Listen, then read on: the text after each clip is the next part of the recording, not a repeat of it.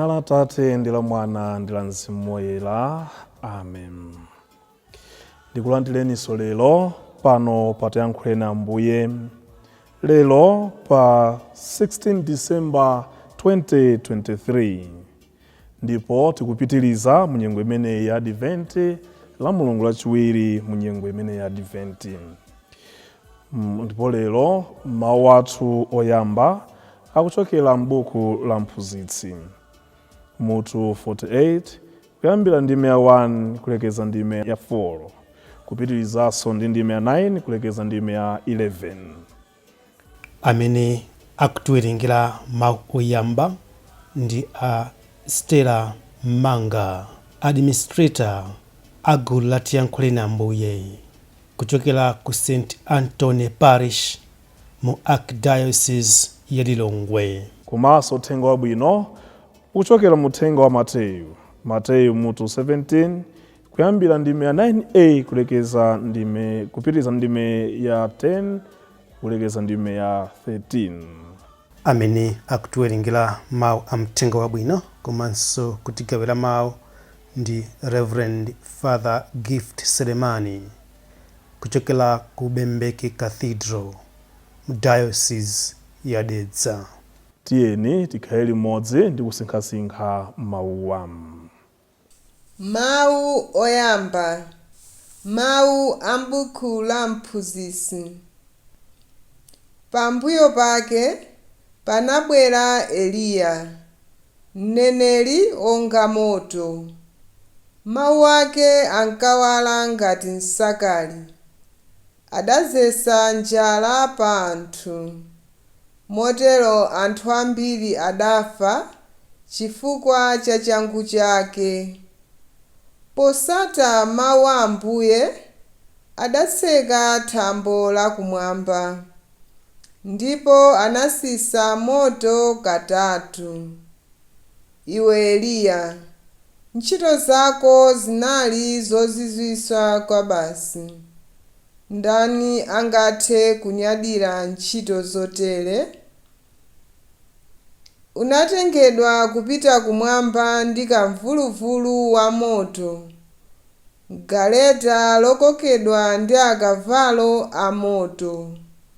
Zinalembedwa kuti uzabwera pa nthawi yake, kuzazizirisa mkwiyo wa Mulungu, ukali wake usanabuke, kuzayanjanisa bambo ndi mwana, ndi kuzakhazikisanso mafuko a Yakobe. Ngodala amene adzakuona, ndiponso amene anafa ali ndi chikondi. Ndithudi, ifenso tizakhala ndi moyo. Mawu a Ambuye. Tithokoze Mulungu. Ambuye akhale nanu, akhalenso ndi mzimu wanu. Mawu mu uthenga woyera monga adalembera Mateyu. Ulemu kwa inu Ambuye. Pa nthawi yomweyo ophunzira aja adamfunsa kuti, nanga bwanji aphunzitsi amalamulo amati Eliya adzayenera kuyamba wabwera? Yesu adati, inde Eliya ayambadi wabwera nkudzakonzanso zonse. Koma ndikunenetsa kuti Eliya adabwera kale, ndipo anthu sadanzindikire. Koma adachita zonse zimene iwo ankafuna. Chonchonso Mwana wa Munthu adzazunzidwa ndi anthuwo. Pamenepo ophunzira aja adazindikira kuti ankawauza za Yohane M'batizi. Mthenga wa Ambuye. Ulemu kwa inu Ambuye Yesu Khristu. Pa tsiku la lero Loweruka, pamene tikusinkhasinkha mu nyengo imene ya Advent, kukonzekera kubwera kwa Ambuye athu Yesu Khristu, ndimafuna titawunikanso bwino lomwe maka za zazikulu zimene Mulungu ali kuchita pakati pathu, ndipo zazikulu zimene Mulungu anatipatsa pakati pathu, zimene anthu ife timalephera kuzizindikira moyo wathu wa tsiku ndi tsiku, koma kunenera kuti tizizindikira kuti zitipindulire mwa ife. M'Baibulo lathu, chipangano chakale maso chipangano chatsopano, limatipatsa mayina a anthu amene achita zinthu zikuluzikulu m'moyo. Komanso limatipatsa nyengo zosiyanasiyana zimene zidachitika. Timakamba nkhani ngati za Eliya, timamvapo ndithu zazikulu zimene Eliya adachita. Komanso nthawi imeneyo nyengo zimene anali kuyendamo. Tikamava za anthu ngati Samueli, timaona zintchito zikuluzikulu kwa basi zimene adachita. Moses, anthu akuluakulu amene Baibulo limatipatsa ngati anthu amene achita zinthu zotamandika pakati pa anthu.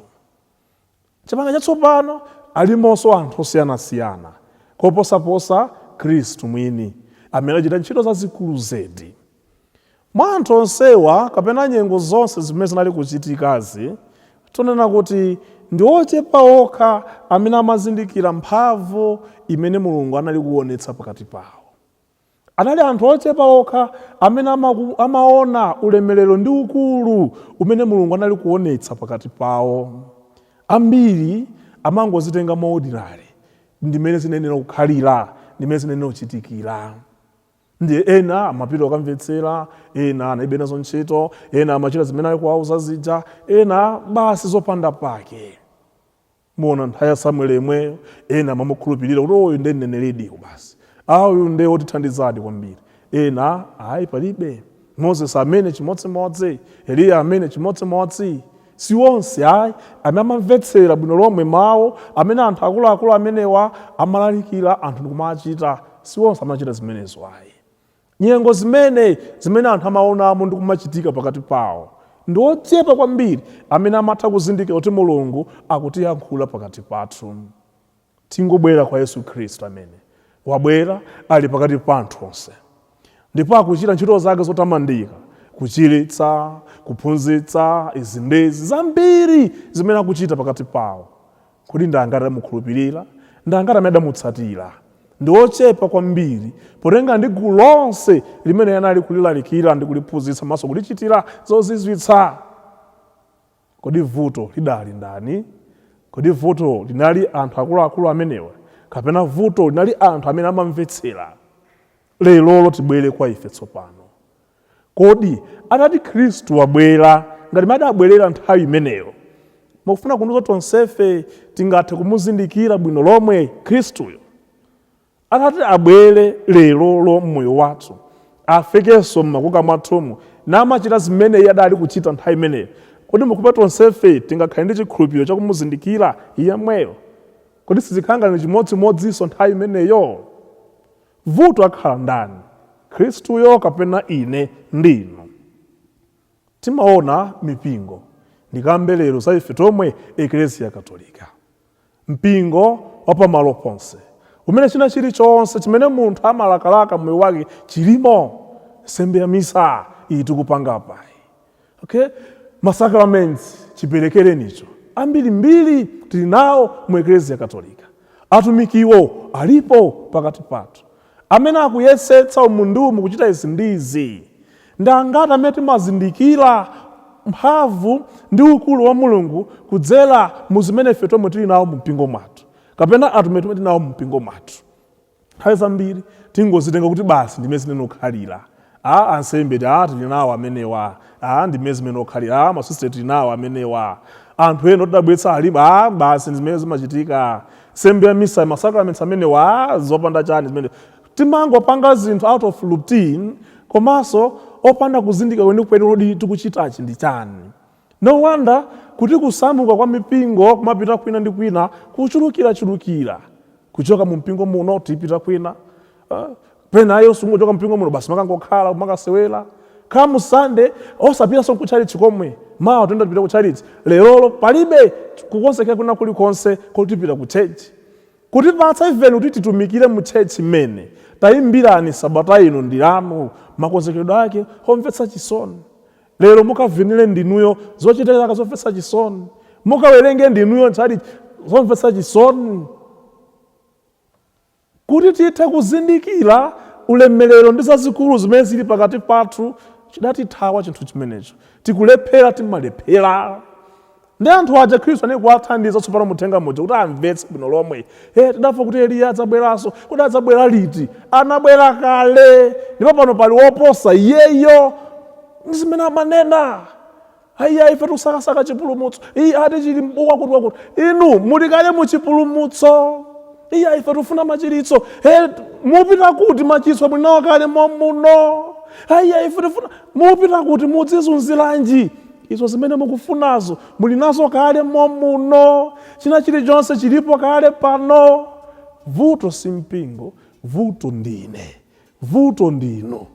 Bwanji titatsegulanso maso athu ndi kuona zaulere zimene Mulungu adatipatsa mu mpingo mwathu, kuti tazigwiritsa ntchito moyenera tidzatha kupindula. Atumene tili nawo tizigwiritsa ntchito moyenera tidzatha kupindula. China chilichonse Mulungu adatipatsa pakati patazindike moyenera tidzatha kupindula. Mulungu wamphamvu zonse atipulumutse ife tonse ku mayesero osiyanasiyana osayenera amene amatichotsa maso pa Ambuye Mulungu. Amen.